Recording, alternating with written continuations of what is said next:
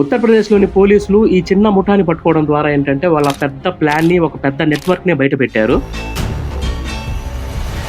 యూపీలోని సంబల్‌లో 20 సంవత్సరాల వయసుండేటటువంటి అమన్ అనే వ్యక్తి చనిపోవడం ద్వారా పోలీసులకి ఒక డౌటొచ్చింది. అయితే కేవలం ఈ అమన్ వల్ల మాత్రమే పోలీసులకి డౌట్ రాలేదు. ఈ అమన్ కన్నా ముందు చాలా మంది అనాథ వ్యక్తులేంటంటే ఎల్ఐసీలు తీసుకోవడం, అట్ ద సేమ్ టైమ్ చనిపోవడం, ఆ అనాథల మీద ఉండేటటువంటి ఆ ఎల్ఐసీ డబ్బులు తీసుకోవడానికి ఒక ముఠా రావడం పోలీసులు గమనించారు. సో పైన కనిపిస్తున్నటువంటి ఈ ముఠా ఏంటంటే, ఎవరైతే అనాథలు అలాగే బ్యాక్‌గ్రౌండ్ లేకుండా తిరుగుతూ ఉంటారో, చిన్నగా ఈ అనాథలతో పరిచయం పెట్టుకుంటూనే వాళ్ళ పేరు మీద ఎల్ఐసీ కడుతూ పోతారనమాట ఈ ముఠా. కొన్ని రోజులు, నెలలు గడిచిన తర్వాత చిన్నగా ఎవరి పేరు మీద అయితే ఎల్ఐసీ కడతారో వాళ్ళని ఏదో ఒక రూపంలో ఈ ముఠానే హతమార్చేస్తారు. సో మీ అందరికి ఇప్పటికే డౌట్ వచ్చుండొచ్చు, కేవలం ఈ ముఠానే కాదు, వీళ్ళ వెనకాల డాక్టర్లు, at the same time LIC అధికారులు, కొంతమంది లోకల్ పీపుల్ సపోర్ట్ కూడా ఉందన్నమాట వీళ్ళకి.